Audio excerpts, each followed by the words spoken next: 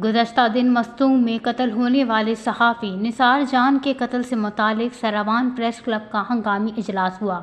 शुरका का कहना था कि शहीद सहाफ़ी निसार जान किसी ज़मीन के तनाज़े में नहीं बल्कि कब्रिस्तान के रास्ते को बंद करने वाले कब्ज़ा माफिया के खिलाफ अपनी सहाफ़ती फ़राइज़ की अंजाम दही के दौरान शहीद किए गए।